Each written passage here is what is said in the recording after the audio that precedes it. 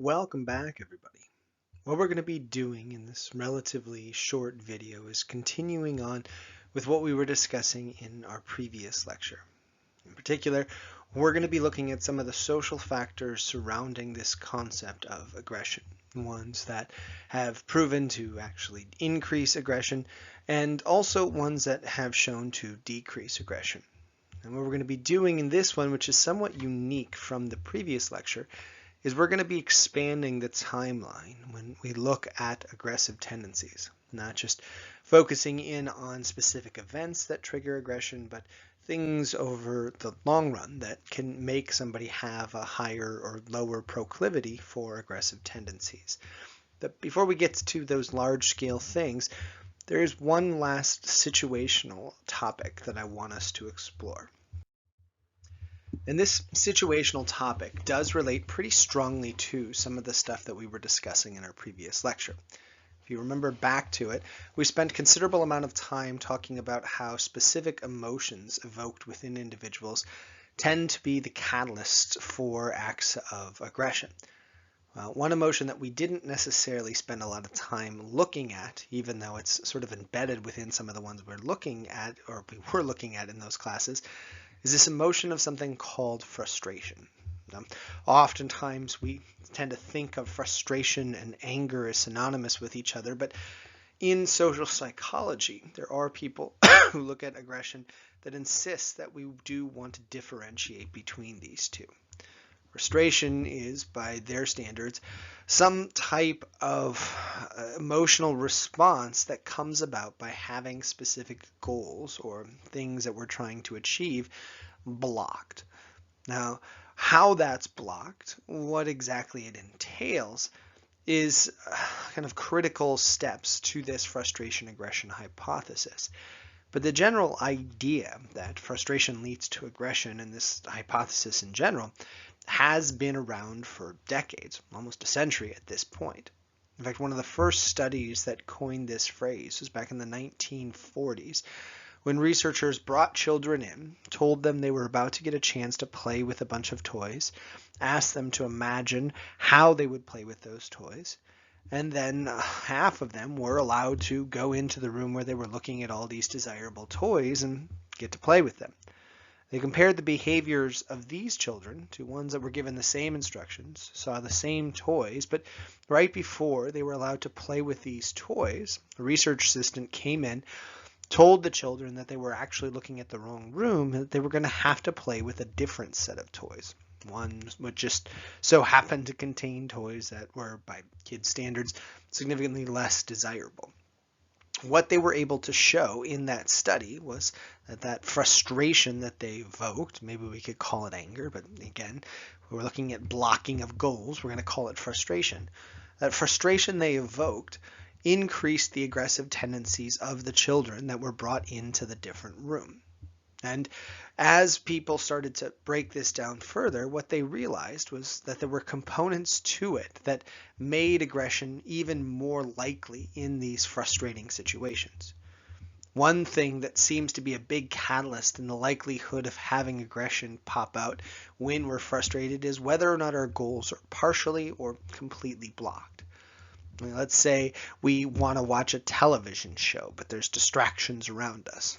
Well, maybe you can watch snippets of it, or maybe you miss the show entirely. Right? That degree of how much you miss can be a pretty big determinant in your reports of how frustrated you are and the likelihood of you acting aggressively as a result of it. This is also, in that example, just a single isolated incident. If your goals are frequently blocked and you are recognizing how it's harder and harder to get to those goals as a result of it, well, then that can increase frustration, which again can increase the likelihood of aggression.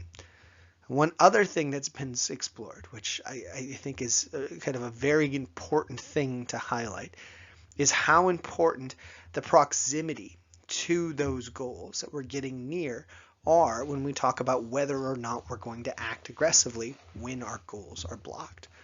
One of the classic studies that highlighted the importance of proximity was one done by a researcher named Harris that tapped into something that I'm guessing many of you can relate to. In this particular study, they had a bunch of Confederates get into a grocery line for just a random grocery store. And this store was apparently well known for having long lines at checkouts. And as people were waiting in these lines, they had a number of true participants come in. And at numerous points, some of the individuals in the studies would allow people to get in front of them. Essentially a Confederate allowing another Confederate to butt in line. And what Harris was able to show was that the reactions of the people being observed were dramatically different based on how close they were to the front of the line and how essentially close to the front of the line the butting occurred. If people were allowed to jump in front of somebody after somebody had waited a very long period of time and was just 1 or 2 steps from the cashier, their frustration usually brimmed over, and they tended to yell or scream or act in ways that showed not only high frustration, but high levels of aggression. If people jumped in line much, much earlier than that, then usually rates of confrontation and the aggression that we tend to link that to were not nearly as common.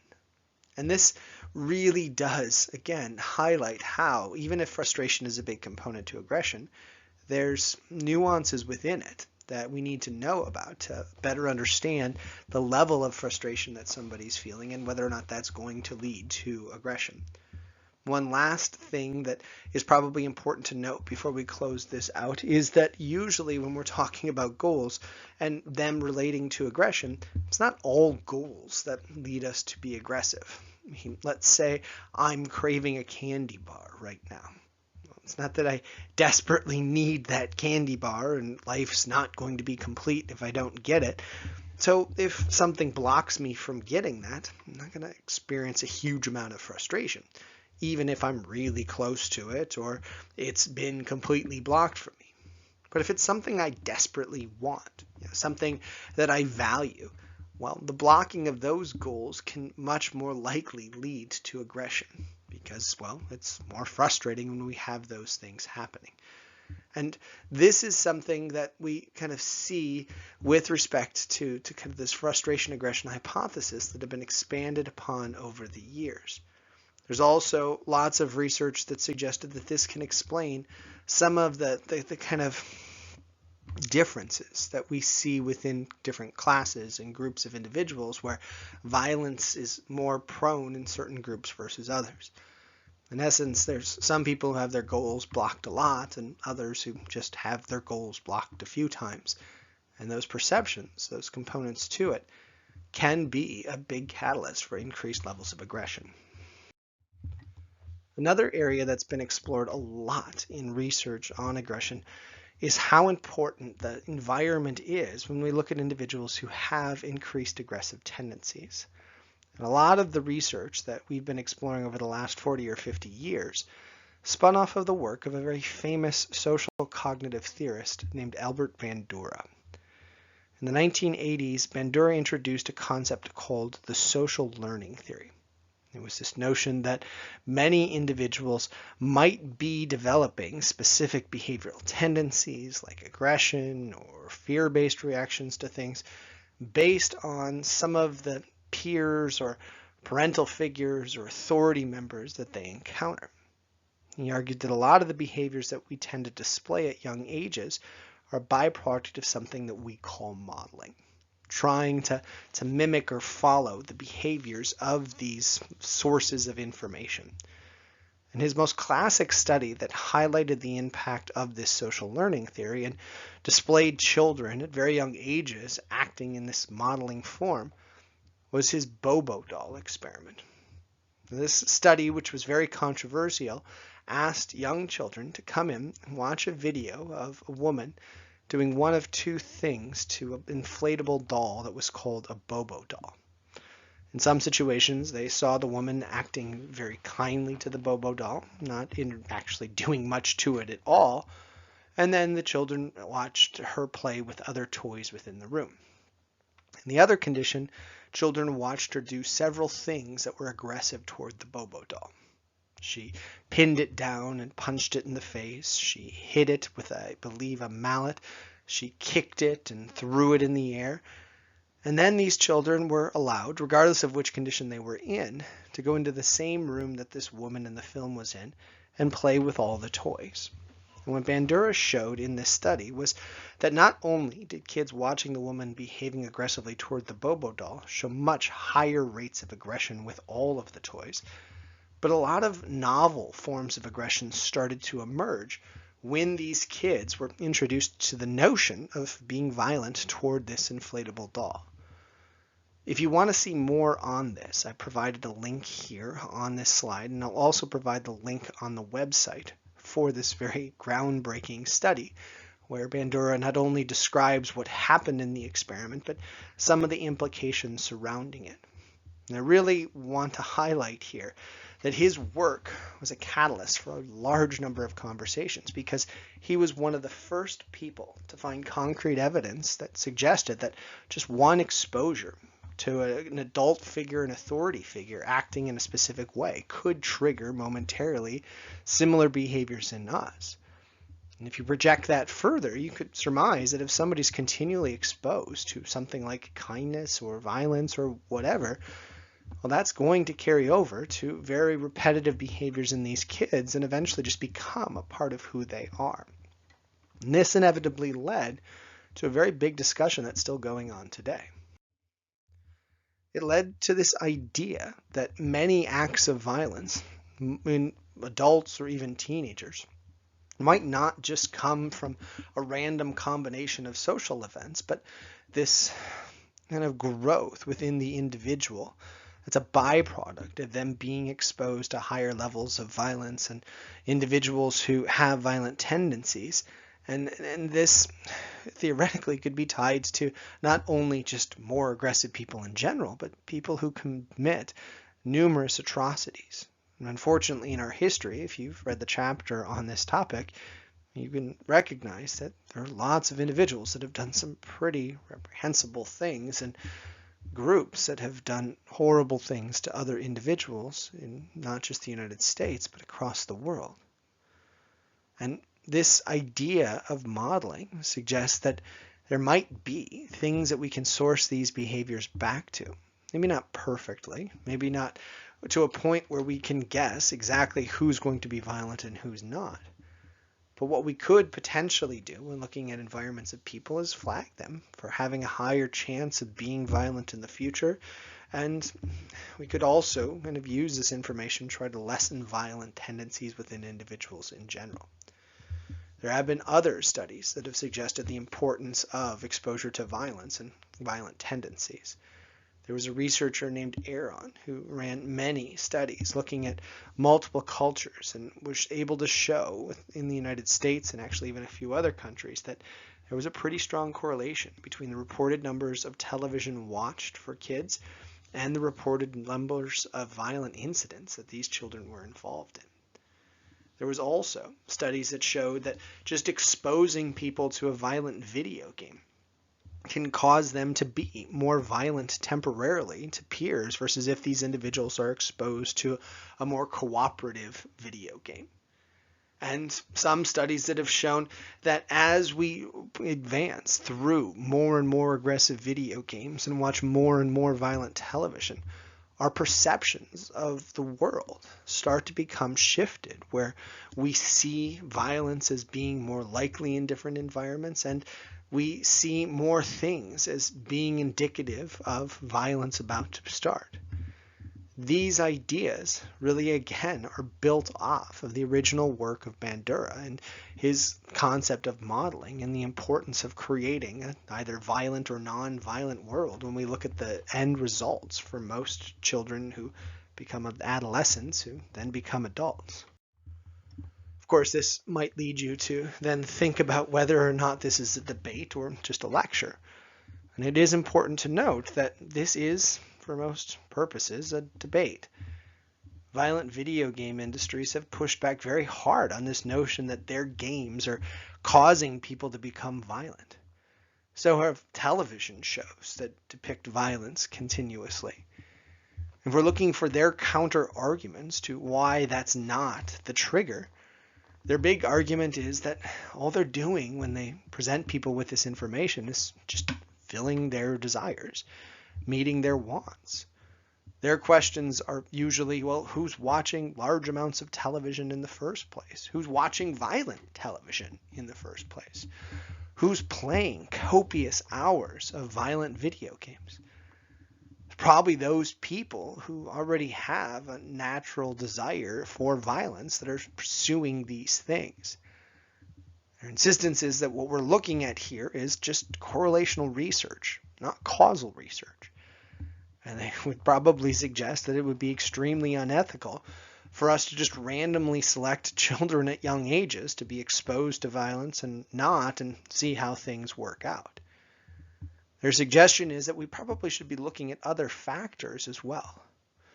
Socioeconomic status, the amount of violence in the families, the amount of neglect that's going on, maybe educational problems, all of these things that could be leaning toward not only increased attraction to these things, but also increased rates of violence are things that they often cite as things that need to be explored. And if we're looking at this on kind of a grand scheme, even though we do, again, see a big correlation between these two factors of watching violent television or playing violent video games and violent tendencies, it is important to note that as these things have become more and more prevalent, we do see violence in cultures where these things are becoming more prevalent going down. And in fact, historically, even though people are more aware of violence around them now than pretty much any generation before, we are continually seeing low and lower rates of violence occurring. There's always exceptions, right? We've got school shootings, we've got lots of individuals committing horrible atrocities against specific groups and specific members within populations that they don't like.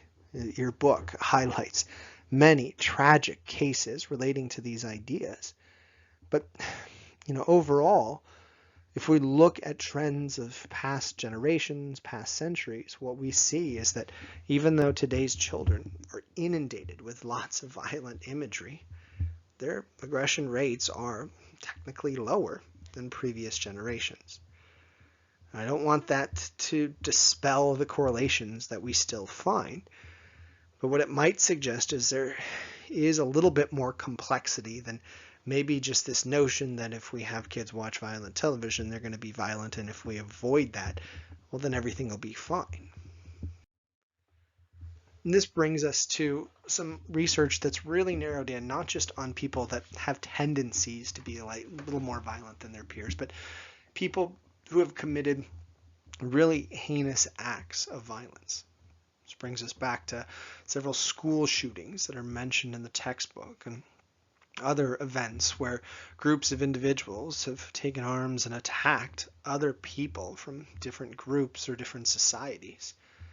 There have been numerous researchers that have tried to decode what the source of these horrible events are, and what they've found is that if people do have violent tendencies, there seem to be specific factors at play that lead to some really abhorrent things. One of the researchers that's looked at how much violence can come up as a result of specific factors within an environment is a gentleman we talked about previously, the person named Kipling D. Williams, who focused a lot of his attention over the years on this concept of ostracism. Many people, including Williams, have cited that most of the people that have committed many of these atrocities over the years have been individuals that have been described as loners, people that have been ostracized by their peers. And that ostracism is believed to create another important topic that pops up in many people who become extremely violent, is dehumanization, is the perception of others not being equal to them, which in turn makes it much easier for people to be more violent towards those dehumanized individuals. This is also something that's been linked to specific groups that act extremely violently towards other groups. If you look at their language, if you look at how they describe the situation and the other people, more often than not, you'll hear them referring to these individuals that they commit these acts of violence toward as less than equal to them, or even less than human. And this actually has led to a really interesting conversation when we talk about violence across cultures and groups. And it's the fact that when many cultures try to find ways to get people to bond, to work harder, one of the most effective ways to get people to work harder and bond is to create this us versus them mentality. But that comes at a very great cost. Numerous studies have shown cultures rising to try to bond by creating these bad people in their minds often leads eventually to attacks, unfair, unjustified attacks on these people that have been labeled as bad.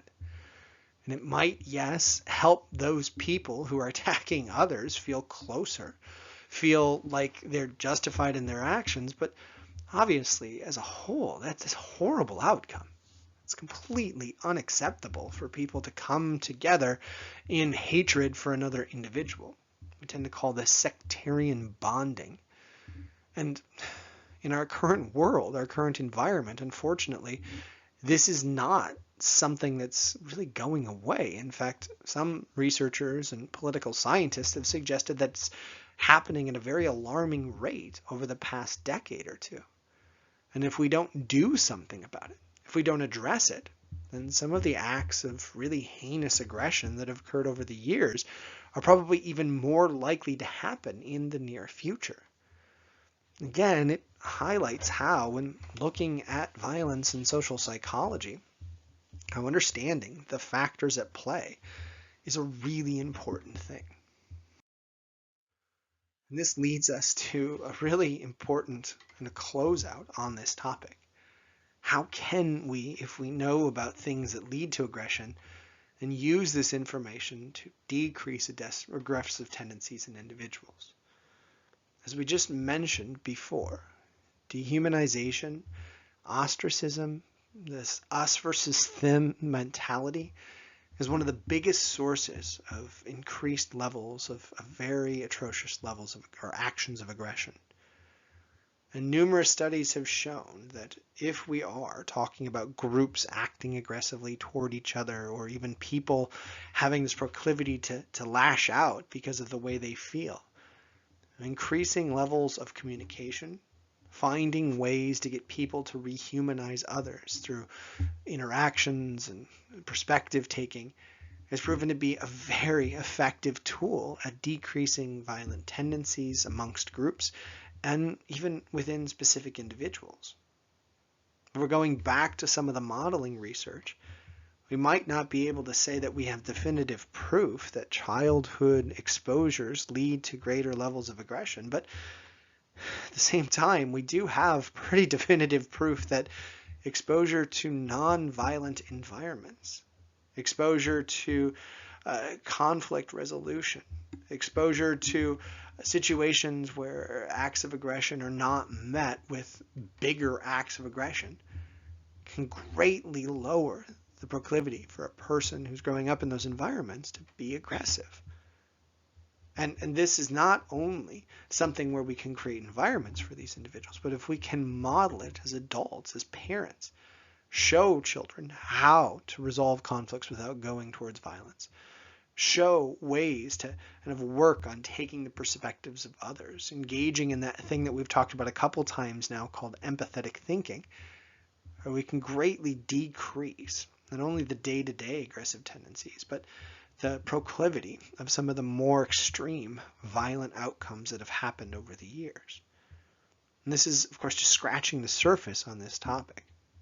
I don't think it's necessarily the best idea to go into specific examples like the textbook does, but I encourage you, now that we've gone over these ideas in the audio, to take your time and read through the readings either a second time or a first time at this point, and just look at some of the really heinous things that have happened over the years when it comes to aggression, but also when reading that chapter, I want you to consider all of the research that's gone into ways to kind of reduce aggressive tendencies.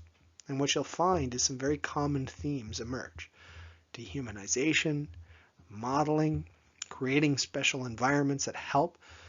These factors are not just things that we link to increases in aggression, but we can link them to decreases. And knowing more about this is always valuable information.